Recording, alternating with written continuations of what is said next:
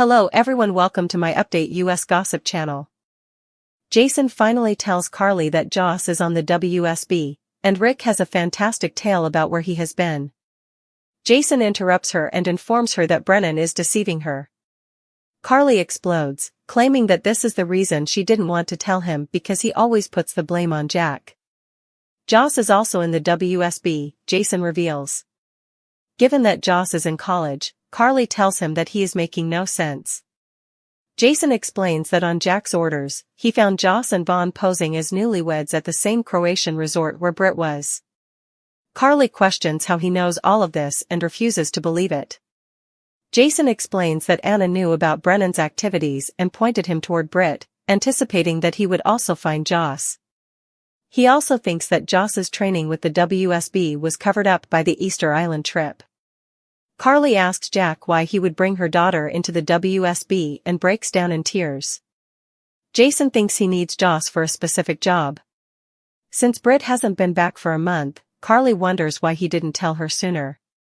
He claims that Joss asked him not to, and that she is protected by being undercover. He is telling her right now because he will not allow Jack to put someone he loves in danger and because he will not lie to her. What data does Valentine possess? Jack needs Valentine to tell him everything he knows about Caesar Faison's last project at Steinmauer. Jack seems so interested in a dead man, Valentine wonders. He hears from Jack about Nathan and Britt's enigmatic return. He is certain that Faison is dead, but he worries that his work will continue. Britt has been working on a project centered in Croatia, Jack explains. Faison would never have trusted Britt to lead anything, so Valentine says she must have been just another cog in the wheel. Jack asks who he can rely on. Although Valentine is unable to tell him, he claims Faison was not working alone. What does Anna discover? Dante informs Anna in her office that Charlotte and Lulu recently visited Valentine as a result of Jack. Anna is aware that Jack only planned the visit to procure a significant item from Valentine. Anna doesn't like any of this timing. Why does Jack require information from Valentine at a time when two of Faison's children have come back to life? She is aware that Faison has passed away, but they cannot undervalue anything associated with that man. Dante is aware that Valentine was also close to Peter August, the other son of Faison, as Anna relates that Valentine worked with Faison for some time. Faison, according to Anna, was always focused on Nathan to the point where he was obsessed with his son. Will Charlotte see her father once more? Charlotte and Lulu are returning to Port Charles. Charlotte is aware of her mother's perspective on her father. However, she acknowledges that her mother did this for her and thanks her for it. She is informed by Lulu that her father's world has no rules and that his enemies may leverage her to reach him. So that she can assist in her protection, they must be honest with one another. What has concerned Felicia? Liz talks to Felicia at the hospital, and Felicia admits that she is worried. Felicia is concerned that Nathan may decide James ought to live with him. She believes that James requires the safety of his sisters and home, and Nathan is unfamiliar with the boy. Nathan, on the other hand, has every right to take James. Carly's pale, anxious face as she paced back and forth in the empty living room. Her hand instinctively rested on her stomach, a subtle, almost unconscious cradle, and she closed her eyes, drawing in a shaky breath as the reality of her secret pressed down on her like a vice. The engagement ring on her finger sparkled, almost mocking her, a symbol of a life she wanted to believe in but now seemed impossibly out of reach. She thought of Sonny, waiting in the next room, blissfully unaware, his heart open and full, ready to forgive, ready to love, and she felt a pang of guilt that nearly stole her breath. The door creaked open and her sister, Jocelyn, stepped in, eyes wide with curiosity and concern.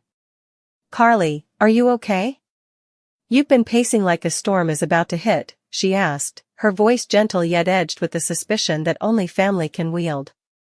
Carly forced a smile, a fragile veneer masking the hurricane inside. "I'm fine, Joss, just thinking about the wedding, that's all," she replied, her voice betraying none of the truth that twisted inside her. She looked down at her belly, remembering the ultrasound from last week, the tiny heartbeat that had stirred both love and terror within her. This child. Brennan's child, was a secret she'd carry alone for now, a burden that felt heavier with each passing second. Jocelyn frowned, stepping closer, sensing the tension, reaching for her hand. "Carly, you can tell me anything. You know that, right?" Carly's lips trembled, but she pulled her hand away, shaking her head, the tears she tried to hide threatening to spill. I can't, Joss. Not yet. It's complicated." Her voice cracked, and she turned toward the sweeping staircase, her heels clicking softly against the marble as if marking the beat of a guilty heart.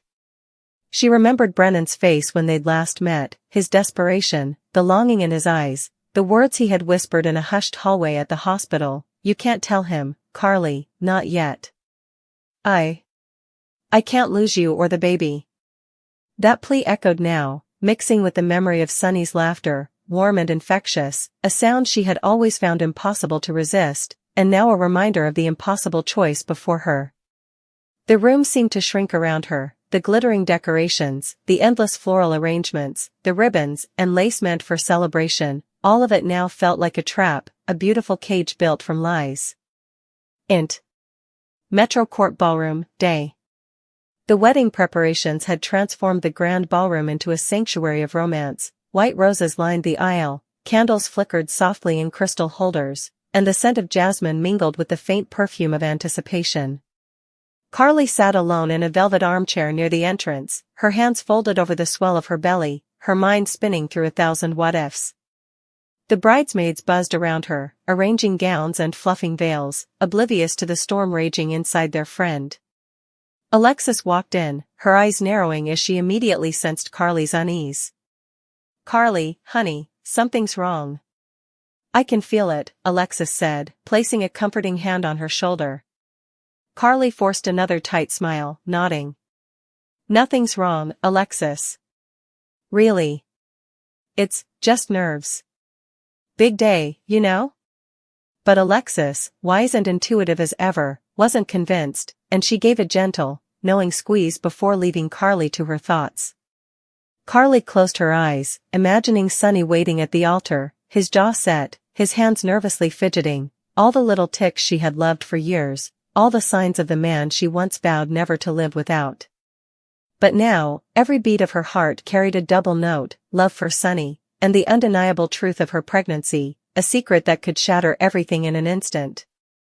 The sound of heels echoed down the hallway, and she turned as Sonny appeared, handsome and confident, yet with a tender worry in his eyes that made her chest tighten. "Carly, are you ready?" he asked softly, extending his hand. Her fingers brushed his, lingering a moment too long, and she felt the warmth that had always drawn her to him. Yes, Sonny," she whispered, but inside, her heart was screaming. Flashback, int. Hospital room, night. Brennan had paced, his hands clenching into fists, his usual calm demeanor fractured. "Carly, you can't marry him knowing this. It's not fair to you, to me, to the baby," he had said, his voice rough with emotion.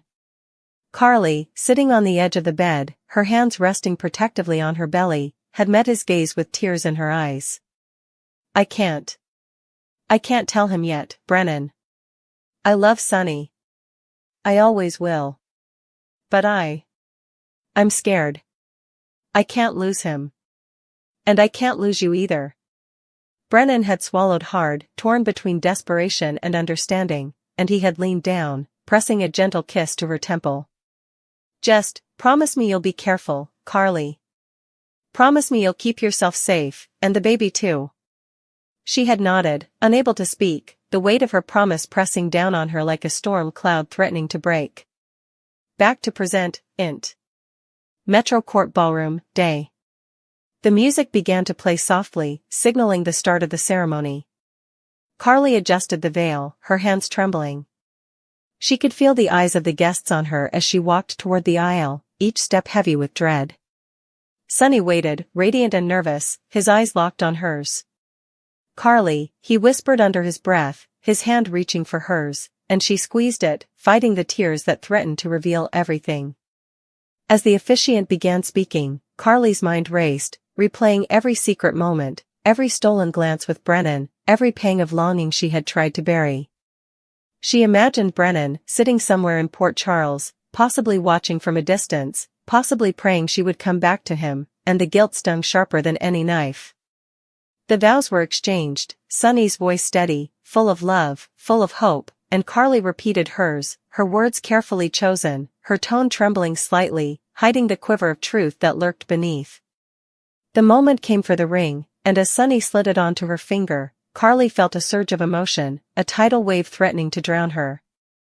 Her mind flashed to the ultrasound, the first time she had seen her child, the tiny fingers, the faint, miraculous heartbeat, and she realized the truth could not stay buried forever.